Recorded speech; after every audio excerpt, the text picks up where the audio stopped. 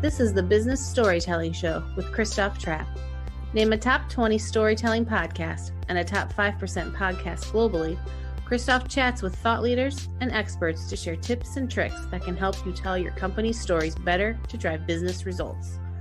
Available wherever you listen to podcasts, live streamed on major social media channels, and part of the DB&A television network, available on most U.S. television sets and streaming on Roku and Amazon Fire. Here's Christoph with today's episode. Let's go.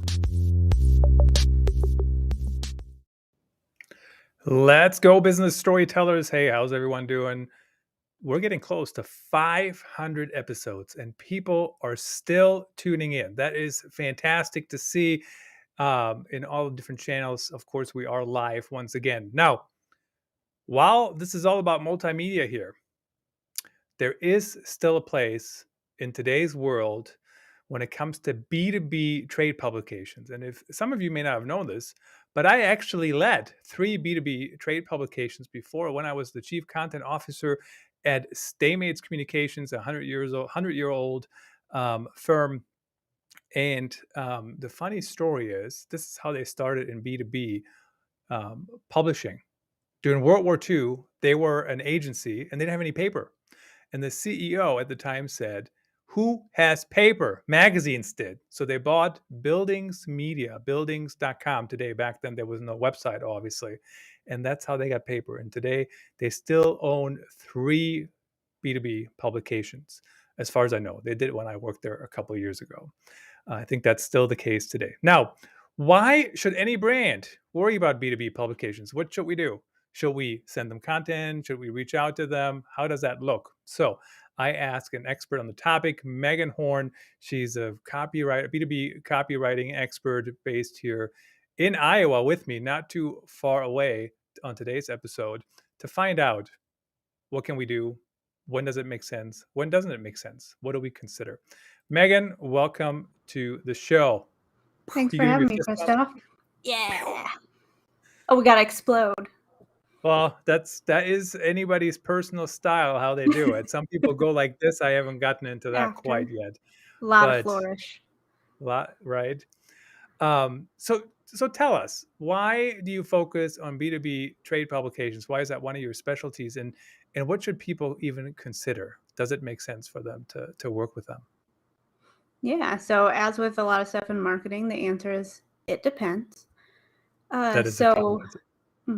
So we talk a lot about how, last couple of years print is dying, and maybe the actual physical print magazine is, has certainly slowed down. But a lot of these industry publications are still doing great things. So when you think about really niche industries, I mean, agriculture is chock full of them. Healthcare has so many.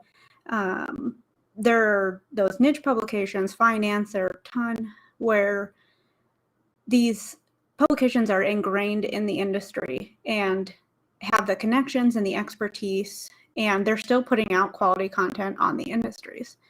And it's a great way, PR is great from getting on podcasts and new media, but it's also good to think about the traditional media, who often do have the digital media as well. They often have their own podcasts. And so when you build the relationships with those publications and do what you can do to help give them stories to tell that, yes, include you, but are good stories for their readers, you can use their built-in audience. Because if your audience is CFOs, they may have a built-in audience of CFOs, CFOs at egg companies, or whoever your niche audience is. There are likely publications. Some clients I've worked with, there are 5 really great publications that we work with and do a couple stories each per year. There are industries where there are 20, 30 publications that we can cycle through. So the PR standpoint from those traditional storytelling standpoints are absolutely still in play for B2B companies. When you have a niche audience, you can tap into somebody else's audience and really take advantage of that.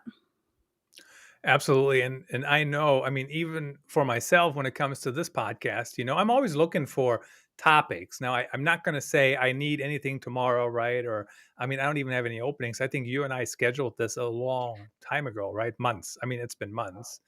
January, maybe even earlier. But, possibly.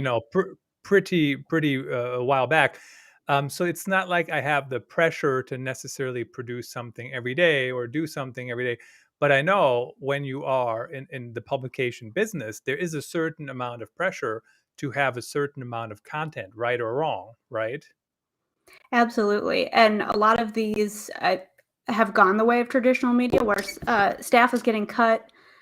They're working with really small amounts of writers, often doing a lot of freelance bringing on. So if you can hand them a story, hand them either an interview for a story that they write or a good, solid story, an editorial contribution, they can really use that. And it's not about being, well, I know what they need. It's about, talk to the editors, say, what kind of topics are you looking for? I've read your publication for years, months, whatever it is. Make sure to read the publication before you pitch them, and ask them what kind of content they need. Where are some of their gaps? How can your experts help fill that content? Do they prefer paragraph long pitches that they then take and work with the experts directly? Do they want full blown contributor stories with bio and photo? What kind of things are they looking for? What do they want? What will help them do their job better? And if you're able to help them there, because some of the publications have a different type of landscape where it could be like where they own 3 different publications and they're doing those 3 different niches and it's one company. Some big B2B publication companies own 20, 30, you think like Meredith, they own how many publications? Some of them are just 2 or 3 people really passionate about the industry and working on putting out great content. Those different types of publications will need different types of information from you. And in the article that you wrote on this topic on meganhorn.com, check out that site. Lots of valuable information. You do break down those different type of companies, so it is good to know. When you talk about every team is being cut back and whatever, and I'm with you. I've seen that in journalism since I left traditional journalism in about 2007. I think journalism jobs, 50% of journalism jobs have disappeared. So that is kind of crazy to think about that. With that being said, though, I don't think any team ever has enough people to begin with. I mean, I've worked with large teams, and there's always something else that could be done. There's another article that could be written. There's another analysis that could be done. There's another pitch that could be done. So, I find that interesting too. Now, how do you build these relationships with B2B publications? And how do you know, not to be too transactional about it here, but how do you know what relationship to go after? How do you know that this is somebody you want to work with and partner with? Like, how do you know they have a good audience? How do you know they're the right partner just because they've been around, or what do you recommend? Sure. So I rely a lot on their media kits. So any B2B publication pretty much is going to have a media kit. A lot of time the media kit is targeted toward the advertising, the paid advertising side of things, but it's also the publication selling itself. So it will tell you a lot about who its audience is, how big the audience is. Sometimes they don't always include those numbers, but now they're including both, print distribution as well as website hits, what average stories get, what their website traffic looks like, what the demographics, at least as far as they can tell, are. So you can look a lot from the media kit. And then you can look at to identify kind of if it's a publication that's part of a bigger conglomerate, group of publications.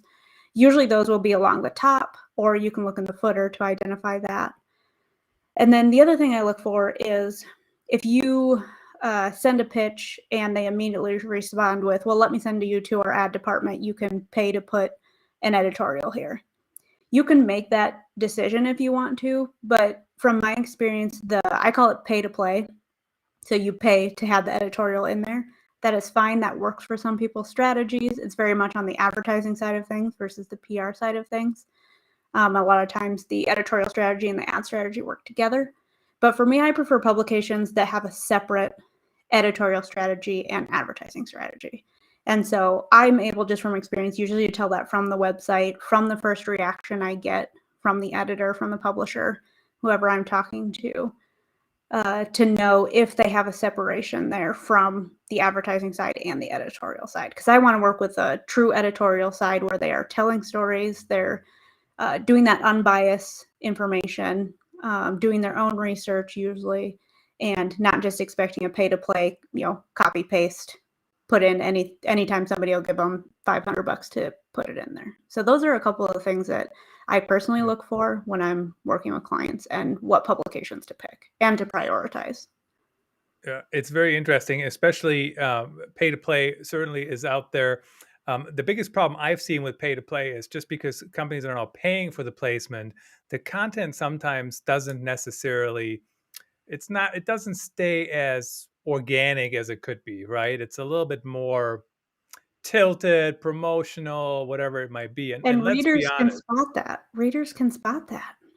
they can. And but let's be honest. I mean, if you're a content writer for your company, even if you write a really informational piece, I mean, certainly there is a reason why you write that piece, right? There is a business reason. So it's not just, I mean, it's not just because you're a true journalist and you wanted to share this information. So there is a business reason.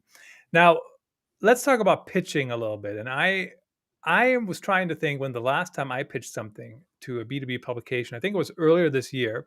And I really just said, I just did this podcast, wrapping up the year. And here's like 7 stories that I think might be of interest to discuss. I just listed them all, one paragraph, maybe even a sentence for each. And then they said, "Oh, these are really good options. Could we have this one and this one and this one?" And I think they wanted like 3 articles out of the 7. Um, so that worked for me that one time. But what other strategies work? What would you recommend when people pitch B2B publishers? Sure. So my starting place is almost always the editorial calendar for the publication. So within the media kit, often they will have an editorial calendar, and that will be a list of all the planned publications for the year.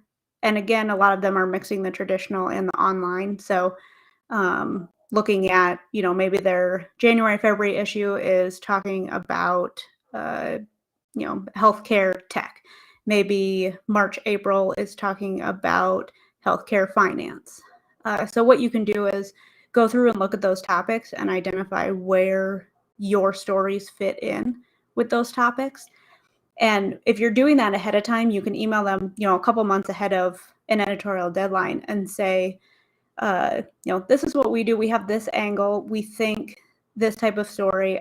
I love case studies personally for this approach, because then you're not doing that, pay to play, me, it's all about me. You're highlighting one of your customers and how you're helping them, which usually ends up resonating with the reader, because the reader wants to know what other companies in their industry are doing, what's working, what's not working, who they're getting help from.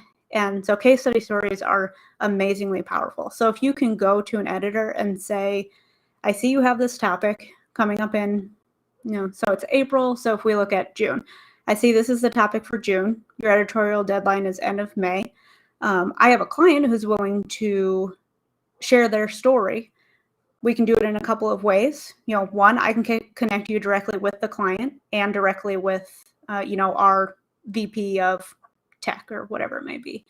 Another option would be I can send you bullet points. You can send over questions. I can work with the subject matter expert and the client to answer those questions, send those back in writing. 3, we can write the story, either as a contributor article, or we can do a first draft and you can take it from there. So that's usually how I approach pitches. And then I do a very individualized pitch approach. So one story a month for most clients is a really solid start. We're not sending out the same story to 20 different publications, because that also tarnishes the value of that to the publication and then to the reader. So a lot of times I'll say, hey, I'm giving you first dibs on this. Do you want it? Do you think it has a space for your readers? I think it's valuable based on my relationship with you or based on what I've read. Do you want this? I can make it an exclusive for at least 3 months before we put it on our website, before we start sharing with other publications. Are you interested? And so that helps give then the person on the other end reason to accept that story. they know that they're not going to get the same thing that their 10 competitors are getting, in the same month that they're running the same content. That would be embarrassing for them. And you don't want to do that. That would hurt your relationship with them. So I take a very individualized approach to pitching. Having said that, if there's a big product release or truly those news happenings, that's where a press release can come into play. And then for your top publications, you say, here's the press release, here's our canned press release. But for you guys, because we work together, because I love your audience, I love what you do, I'm willing to offer you an interview with CEO, CFO, whoever the subject matter expert is, offer them that one-on-one interview, and then they can take the press release and build their own story on top of it, which is going to be more value for you. It's going to be more value for the publication because you're mixing, a fresh story with a press release. And don't expect that on press releases. A lot of times press releases go right into the business briefs, and that's okay. That's great. This is a storytelling podcast. You have to tell stories to get publications to cover you. What story are you telling? It can't just be, we made this cool new thing.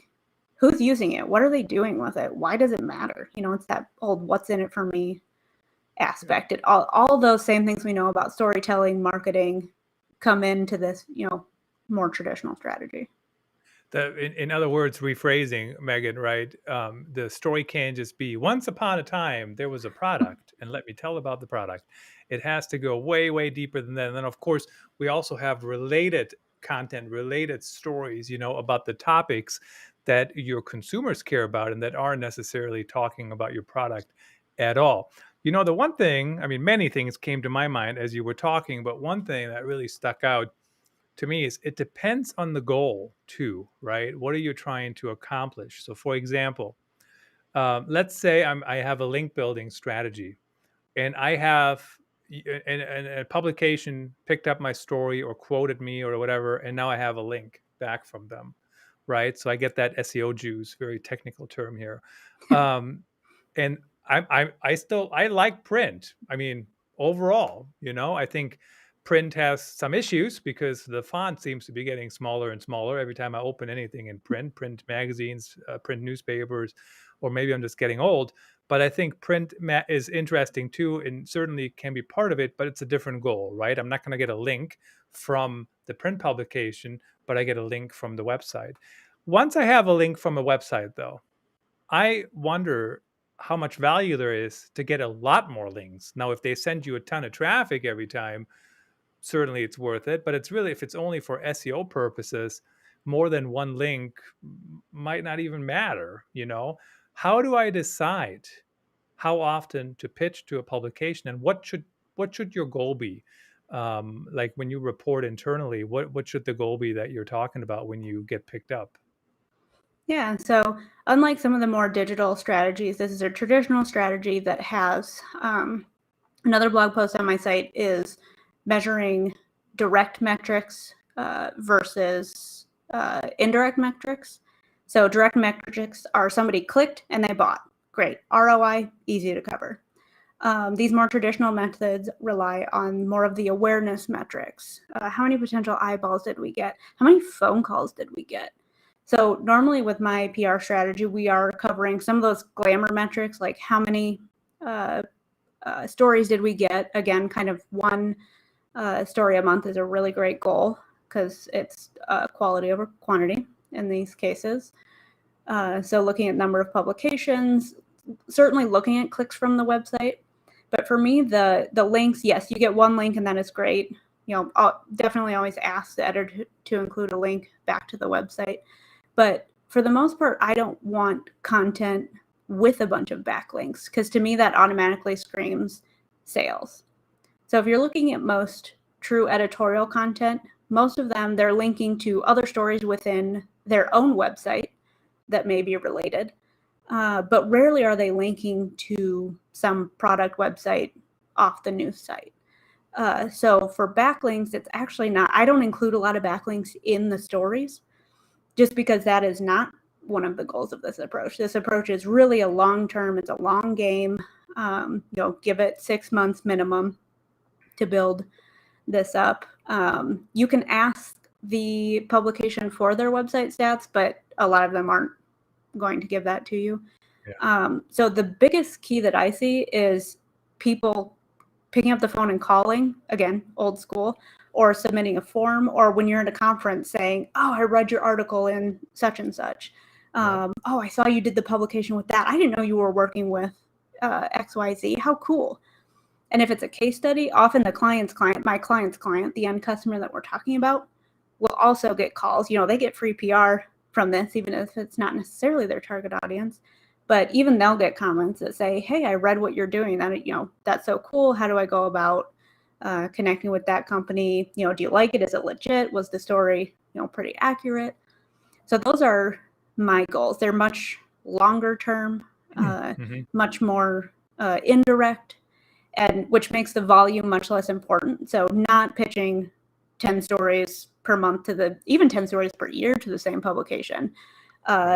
Most frequent, probably 3 to 4 per year to any publication would be a really high volume, because they don't want to play favorites, because that tarnishes their reputation. And so keeping that low volume to keep that quality and that relationship and really those editorial standards as high as possible. What's interesting to me about that comment is it really truly depends on your goal, right? So if your goal is truly PR in the traditional sense, the other stuff isn't that important, right? Most of my content is part of an SEO strategy, right? So I do want links, not necessarily to the product page, but some other articles I would like to rank with.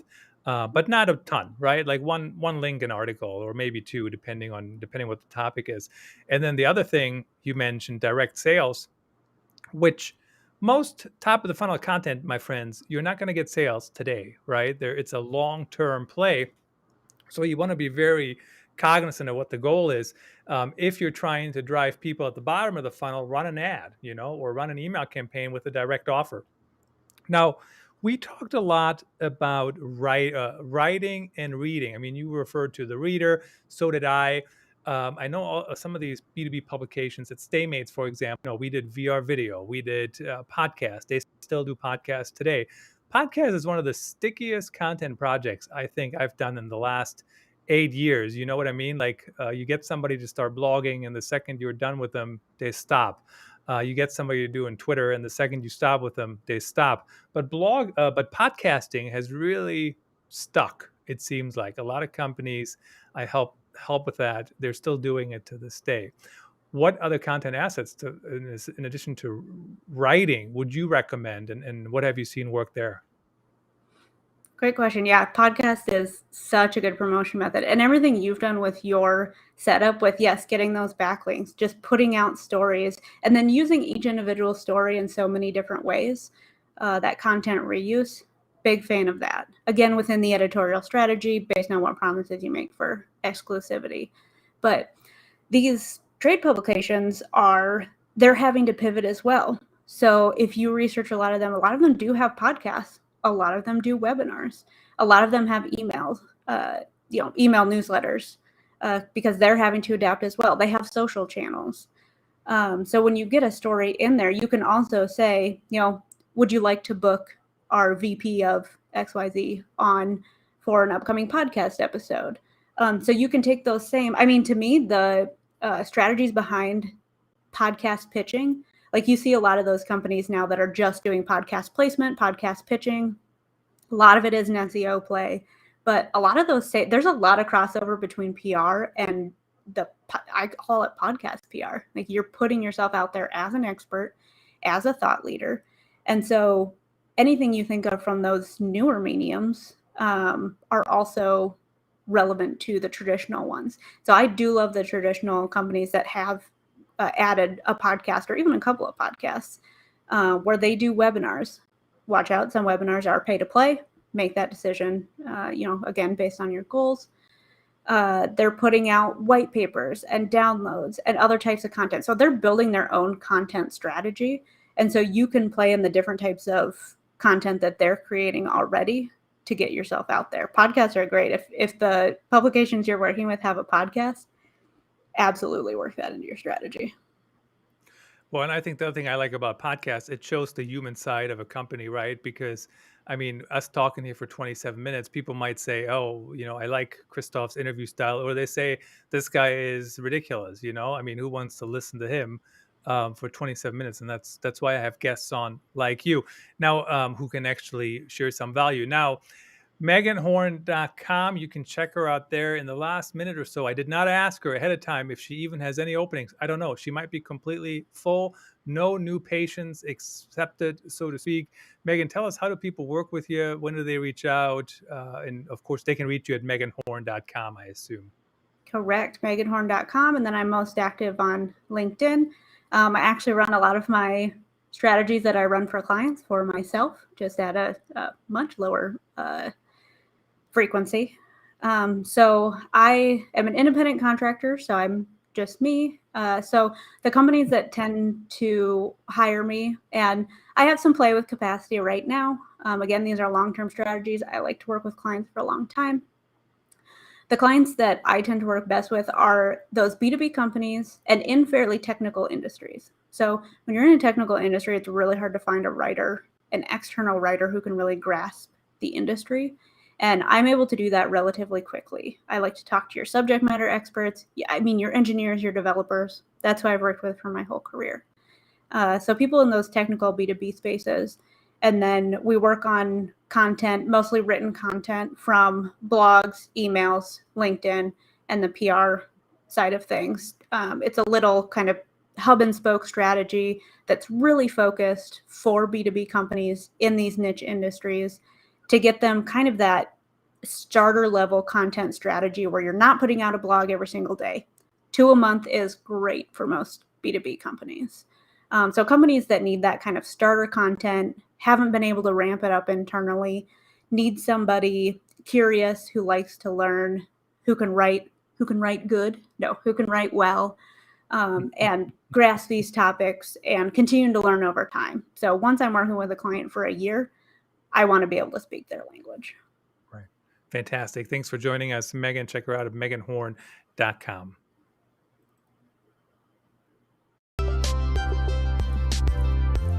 That's a wrap. Thanks for tuning in. Please rate and review our show on your favorite podcast channels. And don't forget to share this episode with your networks. We appreciate you. Until